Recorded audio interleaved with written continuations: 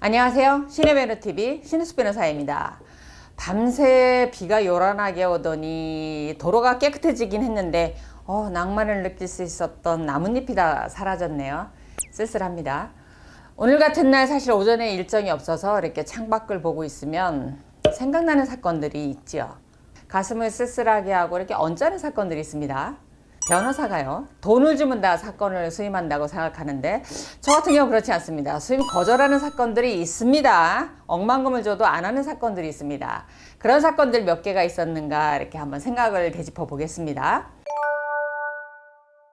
일단은 큰 기준에서 두면 이렇게 파렴치범들 사건 수임하지 않습니다. 그리고 무서운 아저씨들이 있는 조폭 사건, 이것도 역시 수임하지 않습니다. 왜냐면 형사 사건 많이 하지도 않고 무섭고 그래서 수임하지 않습니다. 그리고 제가 정말 이런 건 하지 말자 라고 정해놓은 사건들은 또 역시 수임하지 않습니다. 대표적으로 부부 모두가 아이를 기르지 않겠다라고 하는 사건 절대 수임하지 않습니다. 이런 개인적인 소신이 있는데 구체적으로 어떤 사건을 수임을 거절했을까 생각해보니까, 첫 번째, 70대 되는 분이 20대 되는 여성분하고 같이 내방을 하셨어요. 저는 아버지하고 따님이 오셨는 줄 알았어요. 그랬더니 그게 아니고 현재 사실혼 관계를 유지하고 있는 부부라는 거예요.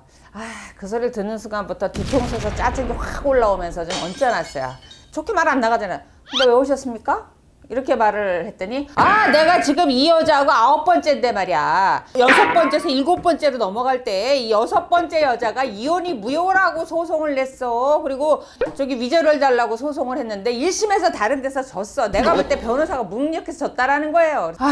그 소리 듣는 순간 뒤통수에서 열이 이렇게 확 뻗치면서 9번째 와이프를 데리고 와서 6번째에서 7번째 넘어가는데 소송이 걸려서 돈을 물어서 억울하다.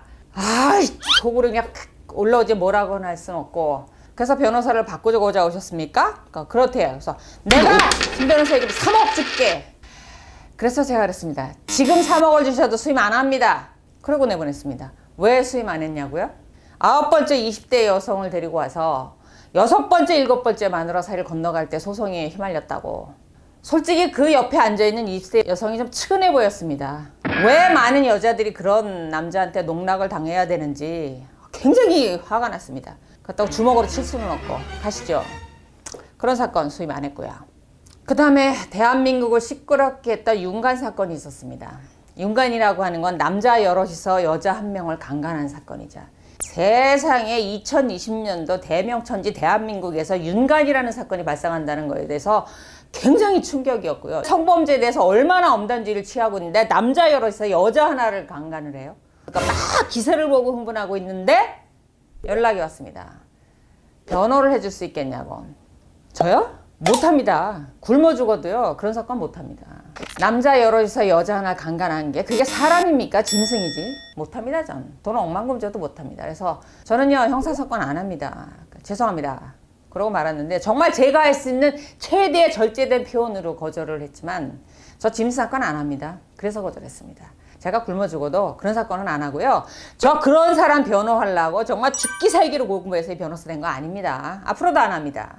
그리고 또 하나, 남자분이 한번 이제 찾아오셨어요. 막 흥분을 하셔가지고 사실혼 관계라는 거예요. 근데 사실혼 관계인 아내가 바람이 났다는 거예요. 그러니까 소송을 제기하겠다면서.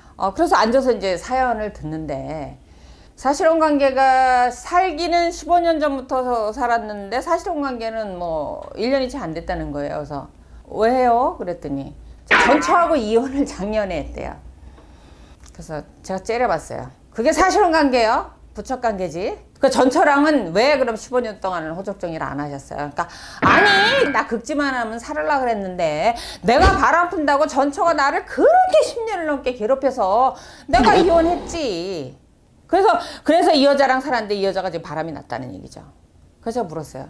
지금 이 여자분이 바람 나니까 그렇게 화가 나세요? 뭐가 그렇게 화가 나세요? 그러니까 어떻게 인간이 그럴 수 있냐는 거예요. 그러면요, 전처가 10년을 괴롭혀서 이혼하셨다고 했죠?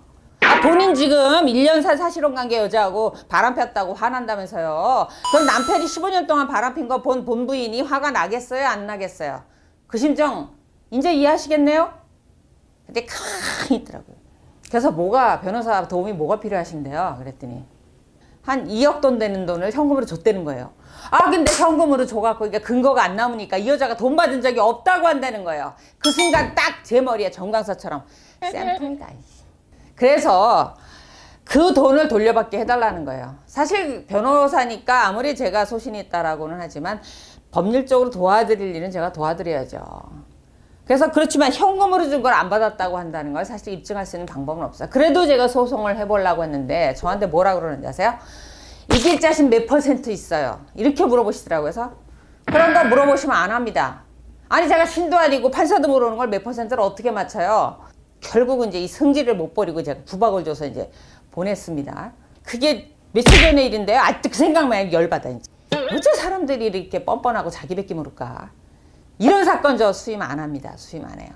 돈이 많아서가 아니고요. 그거 수임하고 나서 기분 나쁘고 내가 상대방한테 미안하고 죄짓고 이런 기분이 싫어요. 그러려고 변호사 된 거 아닙니다. 이런 사건 수임 안 합니다. 참고해 주시고요.